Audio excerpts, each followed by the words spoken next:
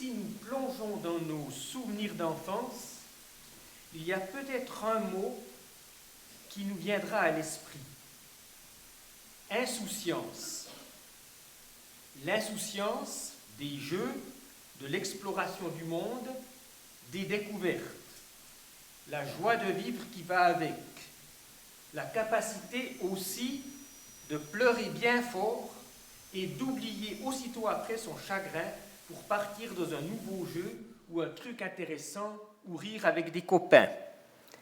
C'est cette insouciance qui permet aux enfants de grandir, de développer leur capacité en donnant libre cours à leur imagination, d'apprendre.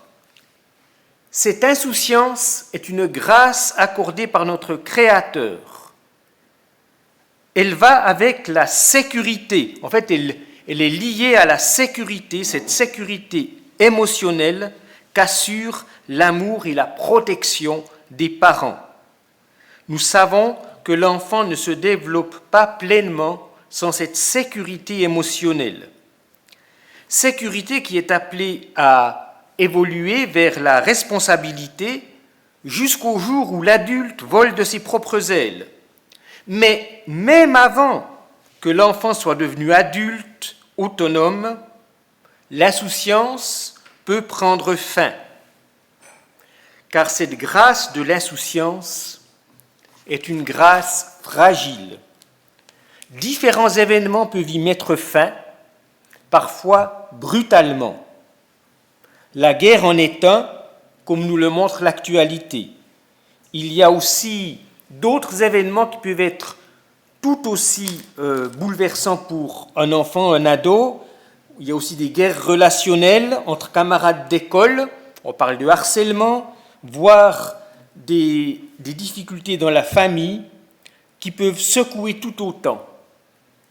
Nous souhaitons que la grâce de l'insouciance dure le plus longtemps possible. Nous avons à cœur de procurer aux enfants la sécurité émotionnelle, mais nous ne contrôlons pas tout. Si on prend en compte toute une vie humaine, notre vie, eh bien, il y a un temps pour l'insouciance et il y a un temps pour la perte de l'insouciance. Il y a un temps pour la joie, il y a un temps pour les pleurs, qui durent malheureusement plus longtemps que les chagrins d'enfant. Mais la bonne nouvelle, c'est qu'au travers de tout cela, Dieu continue d'offrir sa grâce. Il a donné son plus grand cadeau à l'humanité en un temps de crise, un temps de perte de l'insouciance. Oui, il y a dans le Nouveau Testament un récit de perte de l'insouciance. C'est celui des rameaux. Ce récit dont nous nous rappelons une semaine avant Pâques. On y voit l'insouciance et la perte de l'insouciance. Nous lirons ce récit, il est dans les 4 évangiles, Matthieu, Marc, Luc et Jean. Nous le lirons selon le 3e, l'évangile selon Luc. D'ailleurs, nous avons chanté Hosanna, c'est le seul des 4 où ce mot n'apparaît pas. Il est raconté sans ce mot Hosanna, mais il est raconté aussi dans Luc, et nous lisons dans Luc, chapitre 19, et nous lirons d'abord les versets 28 à 40. Donc, pour les Bibles qui sont derrière les chaises, je lis dans cette version, eh bien, c'est la page 985. Et c'est seconde colonne, on est presque au fond de la page, avec comme titre « À Jérusalem, ministère de Jésus ». Nous lisons Luc 19, versets 28 à 40. Jésus vient de raconter une parabole, et l'évangéliste nous dit « Après avoir dit cela, Jésus partit, suivi de ses disciples, pour monter à Jérusalem. Comme il approchait de Bethphagée et de Béthanie, près de la colline appelée Mont des Oliviers, il envoya 2 de ses disciples en disant « Allez à ce village qui est devant vous. Dès que vous y serez entrés, vous trouverez un ânon attaché que personne n'a encore monté. Détachez-le et conduisez-le ici. Si quelqu'un vous demande « Pourquoi le détachez-vous » vous lui répondrez simplement « Parce que le Seigneur en a besoin ». Ceux qui l'avaient envoyé partirent et trouvèrent les choses comme Jésus l'avait dit. Au moment où ils détachaient l'ânon, ses propriétaires leur demandèrent « Pourquoi détachez-vous cet ânon » Ils répondirent « Parce que le Seigneur en a besoin ». Et ils le conduisirent à Jésus. Après avoir posé leur manteau sur le dos de l'animal, ils y firent monter Jésus. Sur son passage, les gens étendaient leurs manteaux sur le chemin. Comme ils approchaient de Jérusalem, en descendant du mont des Oliviers, toute la multitude des disciples, dans un élan de joie, se mit à louer Dieu d'une voix forte pour tous les miracles qu'ils avaient vus.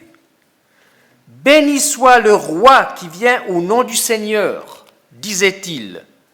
Paix dans le ciel et gloire à Dieu au plus haut des cieux. » À ce moment-là, quelques pharisiens qui se trouvaient dans la foule interpellèrent Jésus. « Maître, fais taire tes disciples. » Jésus leur répondit, « Je vous le déclare, s'ils se taisent, les pierres crieront. »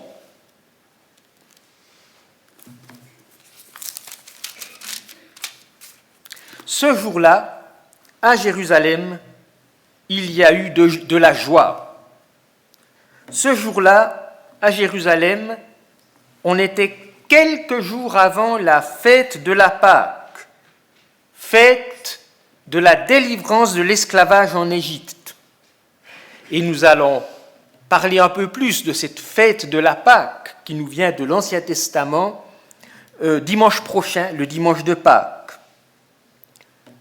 Ce jour-là, à Jérusalem, un certain Jésus est entré avec ses disciples sur un âne comme un chef, parce que il y avait une certaine tradition que autrefois dans ce peuple d'Israël, un grand chef il chevauchait un âne, pas forcément un cheval. Il est acclamé comme roi. On voit qu'il est en train de susciter un immense espoir. Ceux qui l'acclament, eh bien, selon Luc, c'est la multitude de disciples. Le verset 37, qui est à cheval sur les deux pages, 985-986, dit « Comme ils approchaient de Jérusalem, en descendant du mont des Oliviers, toute la multitude des disciples, dans un élan de joie, se mit à louer Dieu. » Multitude des disciples. Si nous avons eu l'école du dimanche, le catéchisme, peut-être que nous nous rappelons surtout de 12 d'entre eux, les 12 apôtres. Mais en fait, Jésus avait bien plus que 12 disciples. Il y avait un cercle rapproché, les 12 étaient un cercle rapproché, et puis il y avait un cercle plus large. Et là, Luc nous dit carrément qu'il y avait une multitude de disciples. Il y avait, jusque peu avant la mort de Jésus, vraiment beaucoup de monde qui accompagnait Jésus, qui adhérait à ce qu'il disait, qui n'avait peut-être pas tout compris, mais qui était là autour de lui, qui voyait en lui quelqu'un qui apportait vraiment quelque chose de nouveau et d'important. Et toute cette multitude de disciples est en train maintenant de louer Dieu. Et louer Dieu, pourquoi ? Nous relisons ce verset jusqu'à la fin. Toute la multitude des disciples, dans un élan de joie, se mit à louer Dieu d'une voix forte pour tous les miracles qu'ils avaient vus. Tous ces miracles dont le récit de l'Évangile avant le chapitre 19 est rempli, en majorité des guérisons ou des délivrances de démons, Tous ces miracles étaient autant de bénédictions accordées par Dieu, des victoires sur le mal. Et on pouvait vraiment se dire que le monde nouveau était là, ce monde promis par Dieu, où il n'y aura plus de douleur, plus de deuil parce qu'il n'y aura plus de mort. Et là, il y a ce sentiment que, eh bien, maintenant qu'il entre comme roi à Jérusalem, eh bien, c'est imminent. Le règne final de Dieu commencera. Il y a de quoi se lâcher dans une joie insouciante.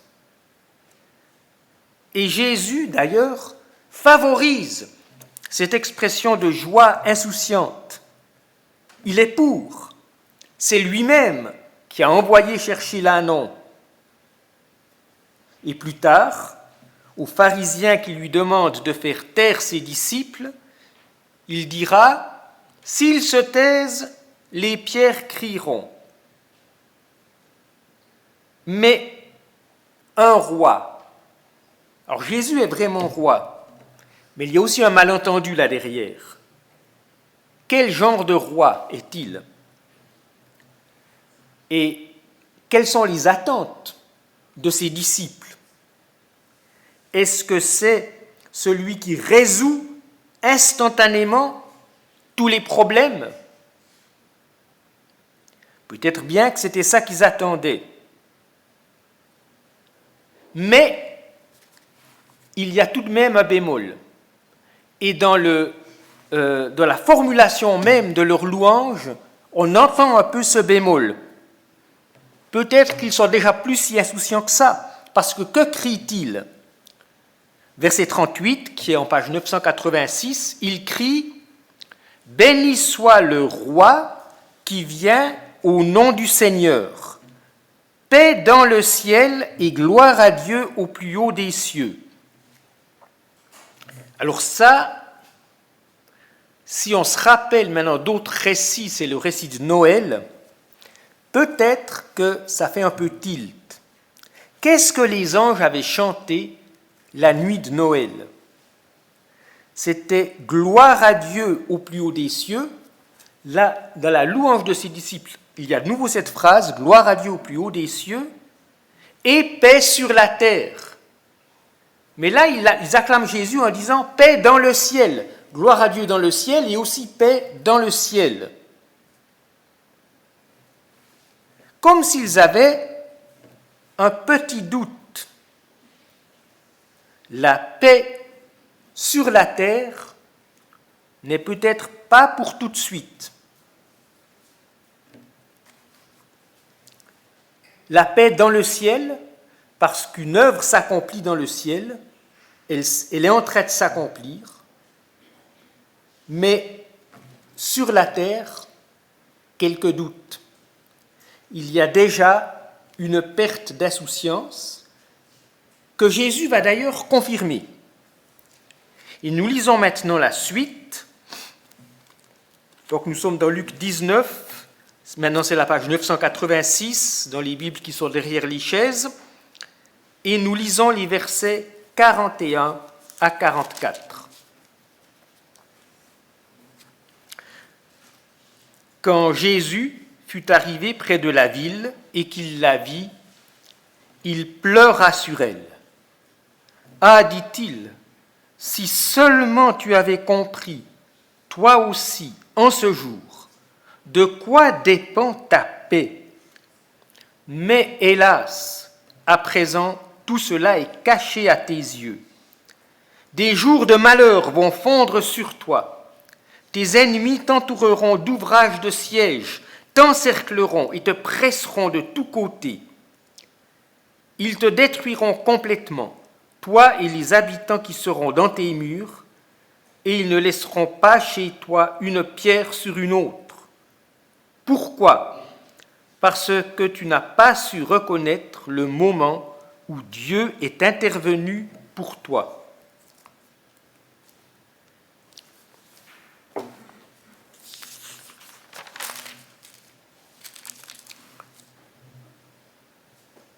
Les disciples rient, Jésus pleure. Il pleure parce qu'il sait ce qui va arriver. Ce qu'il décrit, c'est le siège d'une ville. Tes ennemis t'entoureront d'ouvrages de siège, t'encercleront et te presseront de tous côtés.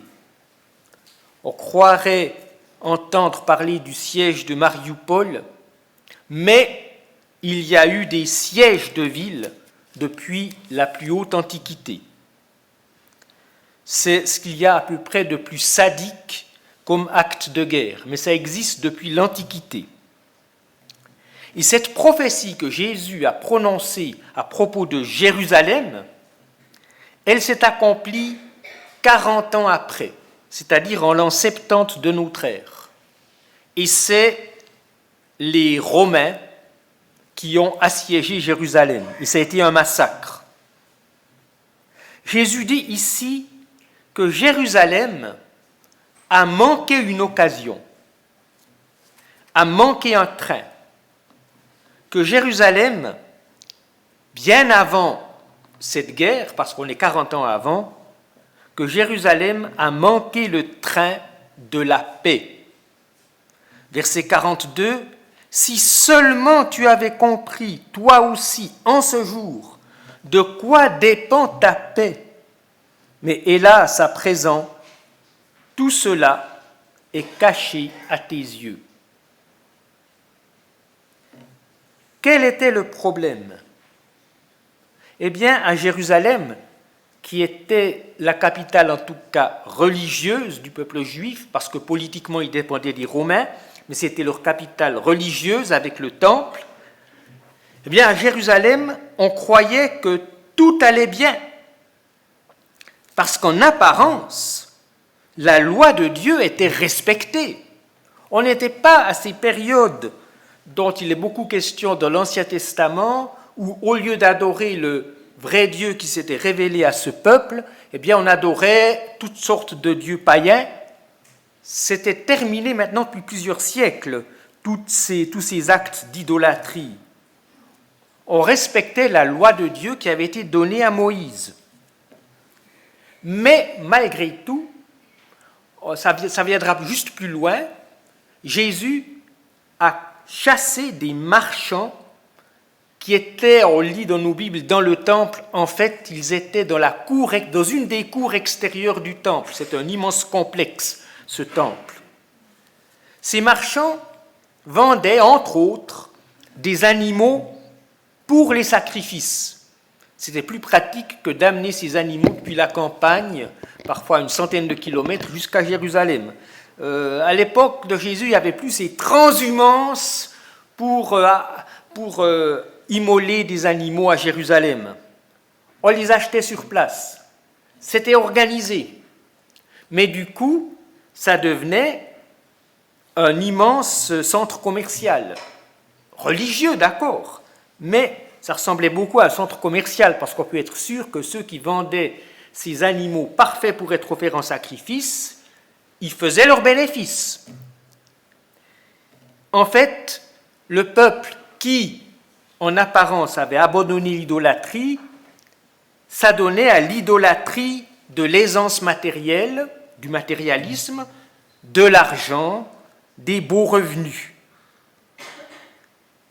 Et Jésus dit, non, ça, ce n'est pas le chemin de la paix que Dieu veut pour le monde.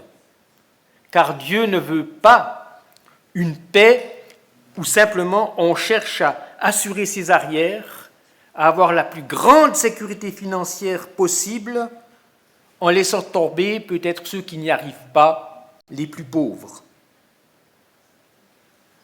Et pourtant, Dieu est intervenu. Dieu est intervenu pour ce peuple qui se croyait près de Dieu, et nous aussi, n'importe quelle église, nous aussi nous pouvons penser que nous sommes près de Dieu. Nous avons toujours été fidèles. Ce peuple qui croit être près de Dieu, mais qui ne l'est pas. Dieu lui a donné une occasion en or. et cette occasion en or, c'est Jésus justement, qu'on a admiré, que certains ont critiqué, mais quand même la majorité l'ont admiré, mais qu'on n'a pas voulu vraiment comprendre. Fin du verset 44. Tu n'as pas su reconnaître le moment où Dieu est intervenu pour toi. Occasion manquée. Il voulait aussi montrer que Dieu demandait un changement et qu'il allait aider le peuple à opérer ce changement, qu'il allait les accompagner dans ce changement. On n'a pas voulu du changement. On n'a pas su reconnaître l'occasion unique que Dieu offrait par Jésus. Encore aujourd'hui, Dieu ne nous ôte pas nos responsabilités humaines. Et c'est à cause de cela qu'encore aujourd'hui, la paix sur terre, eh bien, elle tarde à venir. Dieu ne court-circuite pas le genre humain. Il lui confie des responsabilités parce que s'il voulait régler les problèmes tout de suite, il les réglerait, comme on dit, à la hache. Ce ne serait pas à notre avantage, car nous sommes coupables. Mais Dieu ne court-circuite pas le genre humain. Ce sont les humains qui sont la cause de toutes les pertes brutales et violentes de l'insouciance. Mais après le temps de l'insouciance et le temps des pleurs, de la perte de l'insouciance, il faut parler du temps de l'espérance. Un troisième temps, le temps de l'espérance. Et nous lisons la fin du chapitre là, de Luc 19, c'est les versets 45 à 48. Donc c'est toujours sur la page 986 avec le sous-titre « Jésus enseigne dans le temple ». Jésus entra dans la cour du temple et se mit à en chasser les marchands. Il leur dit « Il est écrit, ma maison est une maison de prière, mais vous en avez fait une caverne de brigands. » Jésus enseignait tous les jours dans la cour du temple. Les chefs des prêtres et les spécialistes de la loi, ainsi que les chefs du peuple, cherchaient à le faire mourir. Mais ils ne savaient comment s'y prendre, car tout le peuple l'écoutait attentivement. Jésus fait le ménage par rapport à tout ce qui est des affaires du business religieux. Il chasse les marchands du temple. Nous avons déjà parlé de cet épisode. Alors on pourrait dire, où est l'espoir ? Eh bien, oui, Jésus y met enfin bon ordre, mais ça ne va certainement pas durer. On peut être sûr que les étals reviendront le lendemain au même endroit. Non, l'espoir, il est ailleurs. Et c'est un espoir paradoxal. Alors, un espoir paradoxal, c'est un espoir contre toutes les apparences, et appelons-le plutôt qu'espoir, une espérance. Pourquoi espérance ? Dans le vocabulaire des chrétiens, l'espérance, elle est certaine, c'est pas peut-être j'ai un espoir. Maintenant, un espoir qui est contre toutes les apparences. Il n'y a aucun signe concret que ça va aller mieux. Soit c'est complètement à côté de la plaque, soit c'est vrai. Ça ne peut pas être entre les deux. Et si nous croyons que l'espérance offerte par Jésus est certaine qu'elle est vraie, que ce n'est pas quelque chose qui est lancé comme ça n'importe comment, alors c'est une espérance, une certitude. Justement, c'est là le paradoxe, parce qu'on ne le voit pas venir. Mais contre toute espérance, Dieu donne cette espérance. Ici, l'espérance se cache derrière ces mots, au verset 47. Les chefs des prêtres et les spécialistes de la loi, ainsi que les chefs du peuple, cherchait à le faire mourir. Et c'est certainement lié au fait que Jésus a chassé les marchands. Il n'a pas simplement essayé de faire quelque chose pour mettre un petit peu d'ordre. Il savait pertinemment qu'en faisant cela, il signait son arrêt de mort. Jésus a dit, eh bien, il y a des conséquences pour les occasions manquées, il vient de le dire, mais ici, il prend ces conséquences d'abord sur lui-même. Il y a le jugement de Dieu qui tombera sur Jésus. Lui, Jésus, n'est vraiment pas dans l'insouciance. Il porte le poids du monde sur ses épaules. Et ce poids va l'écraser sur la croix. C'est le poids de notre péché à nous, de toutes nos responsabilités dans ce qui va mal dans le monde, à notre petit niveau ou à un grand niveau. Il porte le poids de tout le péché et de tout le mal dans le monde. Et ainsi, il l'a porté sur la croix. Et ainsi, il nous donne la chance de recevoir la paix de Dieu. La paix de Dieu qui n'est plus l'insouciance.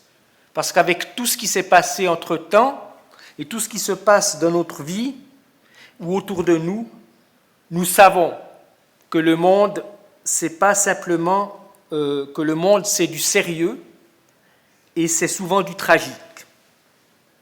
Et puis ça peut atteindre des autres. On ne souhaite pas que ça nous atteigne nous-mêmes, mais nous sommes, par rapport à notre avenir, forcément dans l'incertitude. Cette paix de Dieu, ce n'est pas l'insouciance, mais c'est une paix qui nous conduit, qui nous apporte la joie, cette joie qui peut être là même au milieu de la souffrance, une joie de Dieu qui est plus forte que le mal et la mort. Maintenant, quant à l'avenir du monde, par rapport auquel Jésus nous laisse sans illusion, pour un certain temps en tout cas, jusqu'à ce qu'il revienne, pour l'avenir du monde, eh bien on peut quand même, oui, on peut encore élever des enfants. Parce que justement, Jésus annonce un monde nouveau où il n'y aura plus de souffrance. Il n'est pas encore là, mais il viendra quand Jésus reviendra. Et Jésus nous donne justement cette espérance déjà au quotidien, parce qu'il nous donne de vivre avec lui si nous mettons notre vie, si nous lui donnons notre vie. Nous pouvons ainsi élever des enfants en nous disant que nous n'avons pas besoin de nous dire que nous avons fait tout faux ou qu'il nous faut culpabiliser si nous n'arrivons pas à leur offrir l'insouciance que nous avons eue dans notre jeunesse. Ils n'auront peut-être pas la même jeunesse que nous, nos enfants, nous ne savons pas quelle jeunesse ils auront, mais il ne s'agit pas de nous dire « alors il ne faut pas avoir d'enfants » ou « alors il faut culpabiliser », pas du tout. Je crois que tous les parents culpabilisent à un moment ou à un autre, mais il ne s'agit pas de se dire « à l'avance, je serai coupable ». Et quand nous culpabilisons, nous sommes invités à revenir à Jésus, à recevoir son espérance, sa grâce, son pardon, et surtout à se dire que même si tout semble aller mal, l'avenir est entre ses mains. Que le meilleur viendra, on ne sait pas quand, mais il viendra demain. Pour nous, pour nos enfants, pour toutes les personnes qui nous sont chères. Aujourd'hui, ne manquons pas le train de la paix de Dieu. Cette paix qui nous est offerte par la croix. Cette paix qui nous permet de traverser les épreuves, qui nous permet de traverser toutes les pertes d'insouciance. Cette paix qui est aussi une école de paix dans notre vie, parce que si nous remettons notre vie entre ses mains, Jésus veut nous transformer pour que nous, personnellement, nous soyons de plus en plus de ceux qui apportent la paix et non pas son contraire. Ne manquons pas aujourd'hui le train de la paix qui vient de la croix.